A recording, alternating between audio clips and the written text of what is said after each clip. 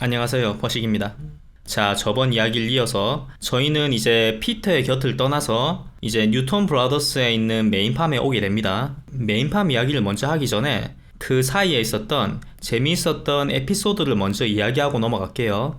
많은 분들이 메인 스토리를 궁금해 하실 건데 이런 에피소드들도 아마 재밌을 거예요. 저희가 12월 8일쯤에 맨지몹에 도착했습니다. 그러니까 일한 지 얼마 안 돼서 크리스마스가 온 거예요. 크리스마스 되기 전에 피터가 며칠 전에 저희한테 와서 이야기를 하더라고요. 이제 곧 크리스마스니까 이번 주말에 우리 집에서 BBQ 파티를 할 거야.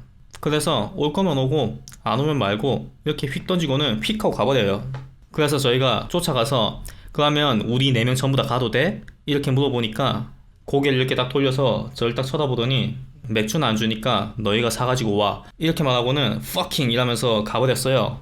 그 진짜 피터의 그 시크한 매력은 직접 경험해본 사람이 아니면 알 수가 없어요. 어쨌든 그래서 제 호주 생활에서 처음으로 호주 현지인의 집에 방문해서 BBQ 파티를 처음 즐겼습니다. 그때 거기가 시골에 있는 집이라 그런지 뒷마당이 무슨 축구장만 하더라고요.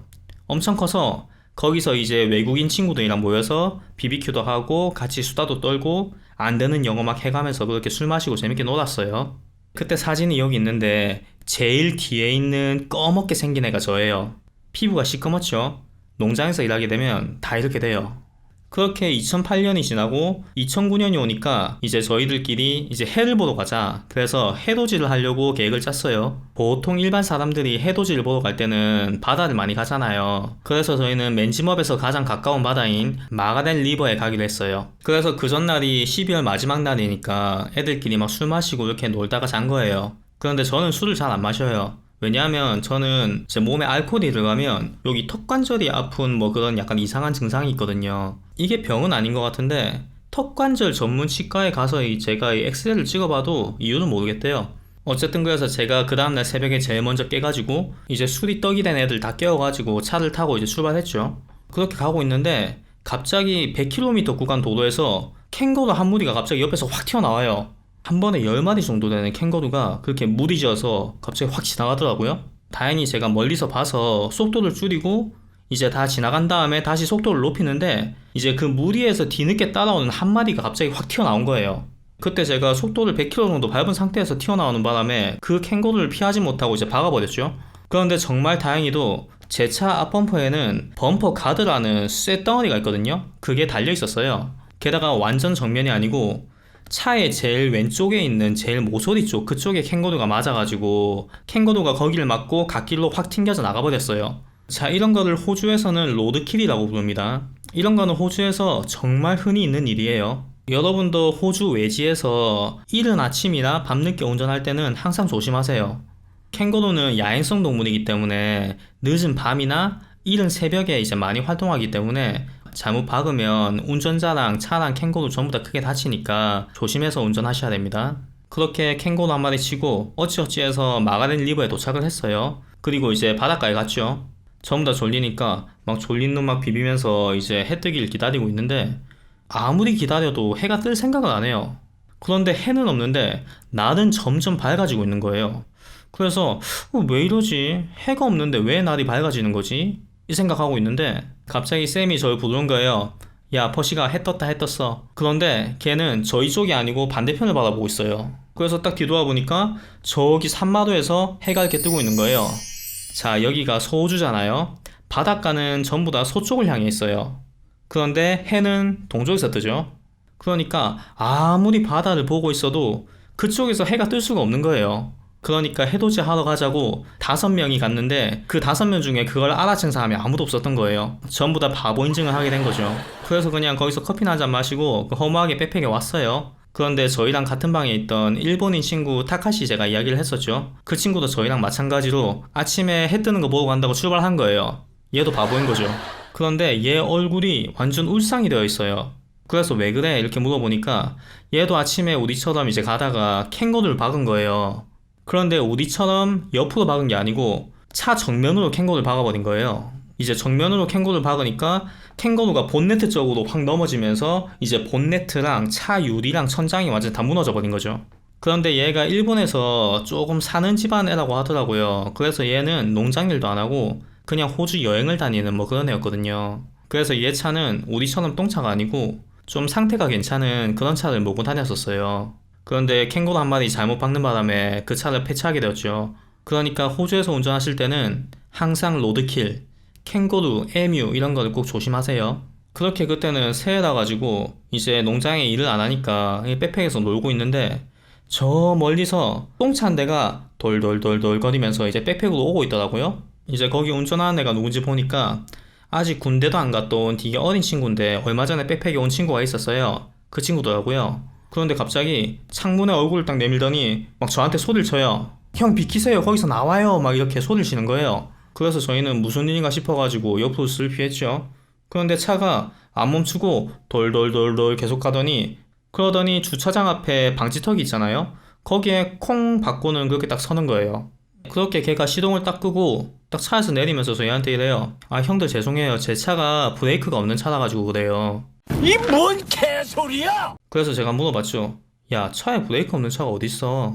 그러니까 아 브레이크 바른 거는 있는데 그 디스크랑 패드가 다 닳아가지고 밟아도 안 멈춰요 이러는 거예요. 야, 그러면 정비소에서 수리를 해야지. 수리하면 돈 들잖아요. 당연하지, 돈 들여가지고 수리해야지. 저 돈 없어요. 아 괜찮아요, 마을 안에 신호등도 없고 그 사이드 브레이크 땡기면 차가 멈추니까 걱정하지 마세요 이렇게 말해요. 실제로 맨지먹 같은 작은 마을 안에는 신호등이 아예 없어요. 그래서 신호 때문에 차를 멈추는 경우는 없거든요. 알고 보니까 걔는 그 차를 장 볼 때만 쓰는 장바구니 같은 용도로 그렇게 쓰더라고요. 그렇게 그 친구는 그 차 타고 이제 몇 달 쓰다가 나중에 농장 떠날 때는 폐차장에 차를 폐차하고 그렇게 갔어요. 그러니까 호주 워홀러들이 얼마나 가난하고 또 별나게 사는지 대충 알 수 있겠죠. 자, 그렇게 새해가 지나고 이제 일을 해야 되는데 이제 1월달은 사과 피킹 시즌이 아니고 피킹을 준비하는 시즌이기 때문에 로스터가 막 들쑥날쑥 이렇게 해요. 그렇게 농장이랑 백팩에 계속 지내다 보니까 자연스럽게 그 백팩에 있는 한국인 이성 친구들이랑 좀 친해졌고 저희 셋 중에서 제가 제일 먼저 여자친구가 생기게 됩니다. 루저. 그렇게 해서 저는 여자친구랑 같이 일이 없을 때마다 맨지먹 근처에 있는 도시들 위주로 여행을 하러 다니게 됐어요. 제일 저렴한 싸구려 텐트 한 개 사가지고 이제 여행을 시작했죠. 제가 호주에 있으면서 이때가 제일 재밌게 지냈던 것 같아요. 한국에 있을 때는 제주도도 안 가봤는데 제가 이렇게 해외 나와가지고 여행을 하는 것 자체가 참 신기하더라고요. 호주의 거의 대부분의 도시에는 캐러반 파크라고 그 안에서 텐트를 치거나 아니면 캐러반을 몰고 와가지고 이제 야영을 할 수 있는 그런 공원이 있어요. 이제 리셉션을 차려서 돈을 받고 운영하는 업체도 있고 그냥 내셔널파크 안에서 도네이션처럼 관리자 없이 그렇게 돈을 넣고 그 다음에 텐트를 치는 이런 데도 있어요. 자, 그러면 그때 여행하면서 찍은 사진들과 함께 소호주 남쪽의 여행지를 제가 잠깐 설명해 드리겠습니다. 먼저 버셀턴이라는 곳이 있는데 여기는 일본 애니메이션 센가 치히로의 행방불명이라는 애니메이션을 만들 때 미야자키 하야오가 이걸 보면서 감명을 받았다고 알려진 엄청나게 긴 제티가 있습니다. 제티 길이가 1.8km 정도 돼요. 여길 걷다 보면 꼭 바다 한가운데로 걸어가는 약간 그런 기분이 듭니다. 요즘도 가끔 기분 전환이 좀 필요하고 이러면 그냥 차 몰고 버셀턴까지 갔다가 오고 뭐 이렇게 해요. 그리고 맨지머 근처에 펜버튼이라는 마을에 가면 거기에 다이아몬드 트리라는 게 있어요. 높이가 49m짜리 나무인데 이 나무에 징을 막아놨어요. 그래서 그 징을 밟고 올라가는 거예요, 그냥. 거기에 별다른 안전장비가 없기 때문에 고소공포증이 있는 분들은 절대 도전하시면 안 돼요. 그냥 조금만 올라가서 대충 인증사진만 찍고 오는 분이 대부분이에요. 제가 거기 갔을 때 인포메이션 센터 직원한테 물어봤어요.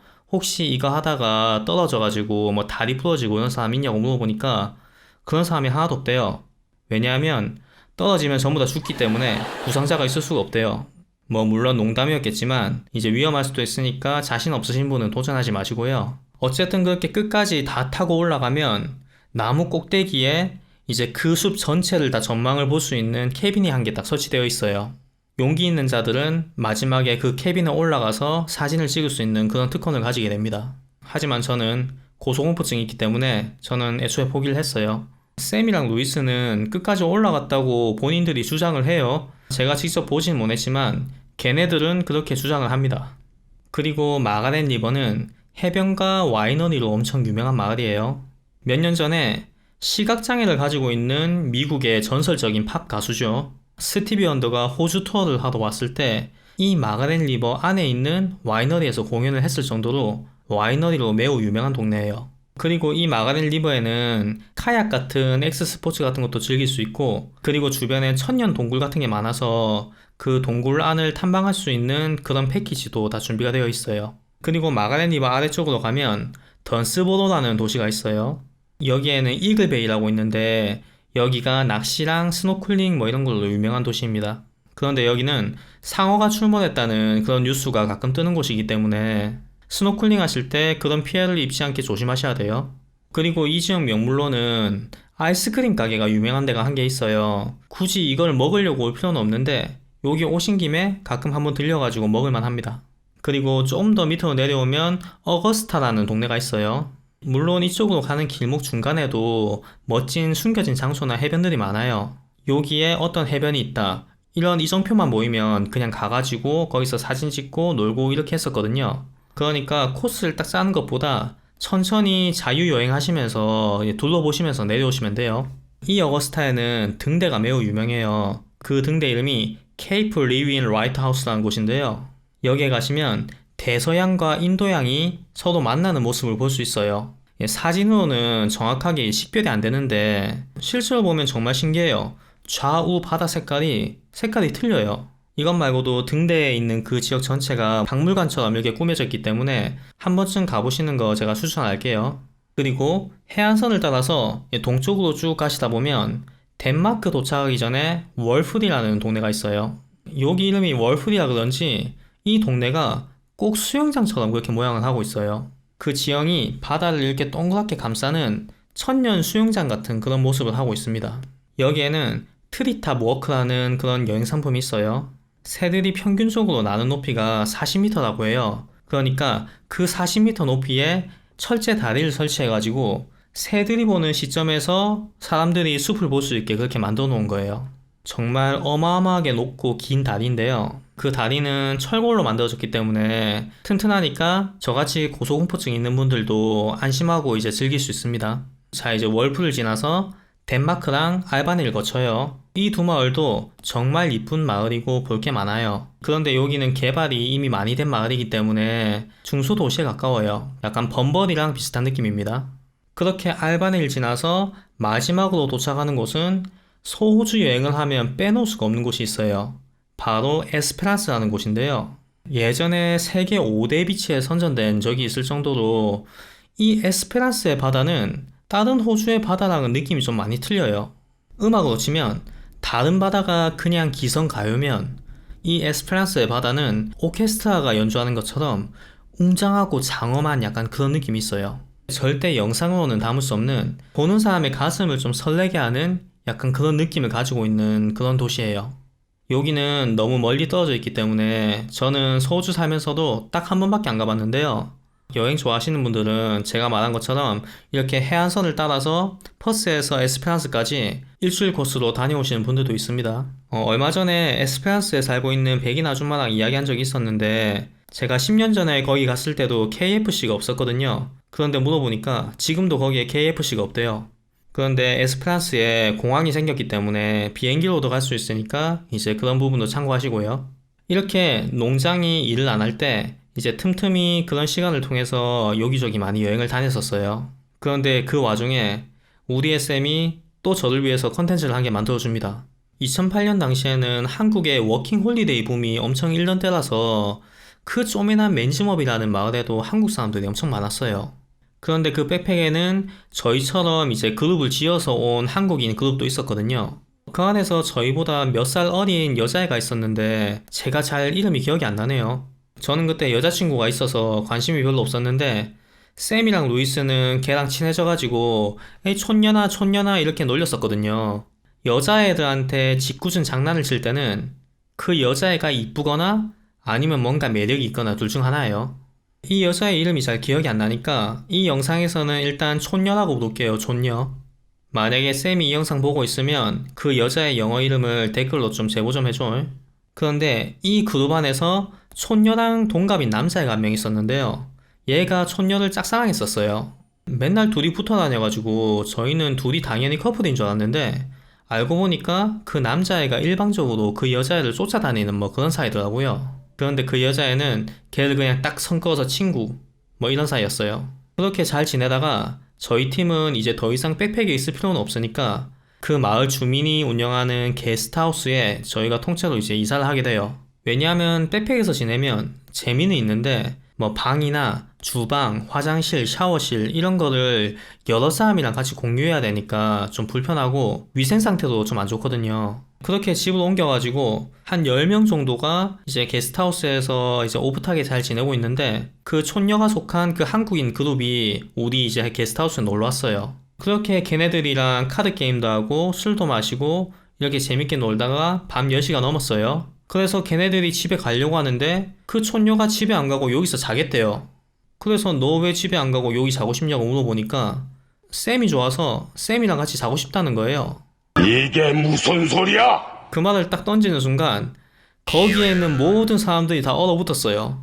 딱 두 사람, 촌녀랑 걔를 짝사랑하던 그 남자애 그 둘 빼고 전부 다 딱 얼어붙은 거예요. 그 남자애는 완전 난리가 났어요. 자기가 몇 달 동안 쫓아다닌 여자애가 딴 남자를 좋아한다는 것도 모자라서 모든 사람이 보는 앞에서 같이 자겠다고 이야기를 하니까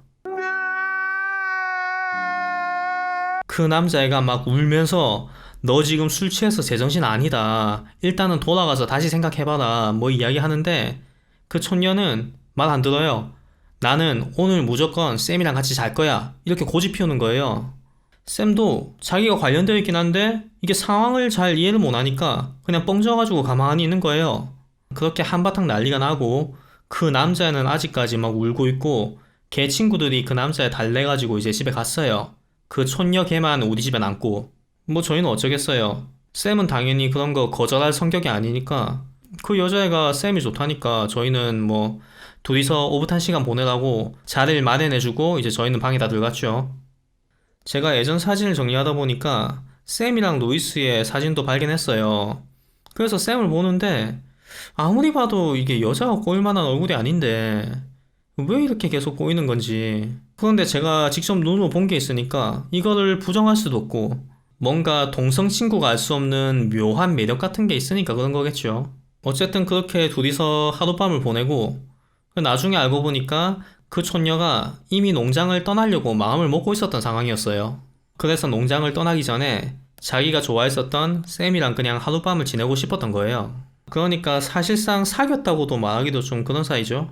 뭐 어쨌든 그렇게 해서 우리의 카사노바 쌤은 저랑 같이 지냈던 3개월 동안 벌써 2명의 여자랑 동침을 하게 된 거죠.